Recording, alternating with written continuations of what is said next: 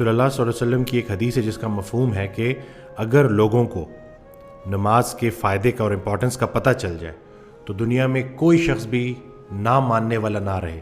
یہ اتنی ضروری ہے. اور نماز دراصل اللہ کی یاد ہے.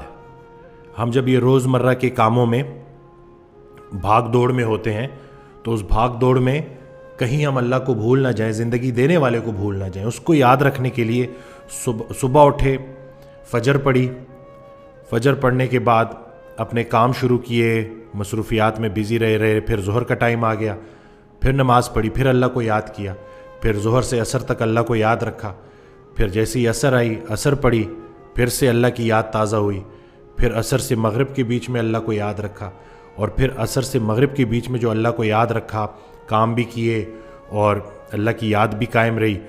پھر جب مغرب آئی تو مغرب میں پھر وہ یاد تازہ کر لی, پھر عشاء پڑھی اور عشاء کے بعد باوضو سو گئے. تو اس طرح سے پورا دن اللہ کی یاد قائم رہی, تو پورا کا پورا دن عبادت میں, رات کو باوضو سو گئے تو نیند عبادت میں. حضرت واصف علی واصف رحمۃ اللہ علیہ ایک آڈیو میں بیان فرماتے ہیں کہ آپ کی پوری زندگی میں سے عبادت کو نکالا جائے گا اور اس کو تولا جائے گا.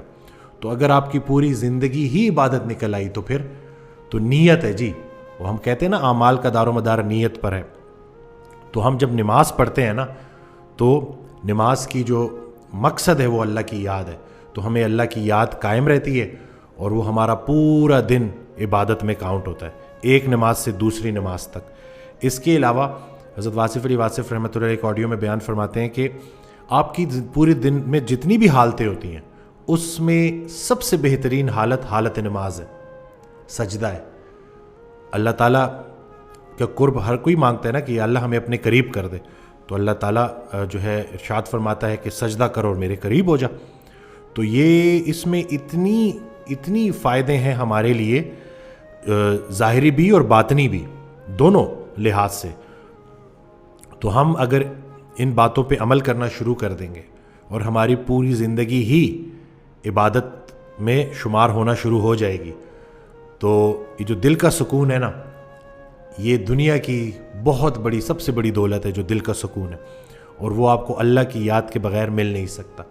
تو سیدھی طرح سے اللہ کے راستے پہ آ جاؤ, نہیں تو وہ گھما کے لے کے آتا ہے.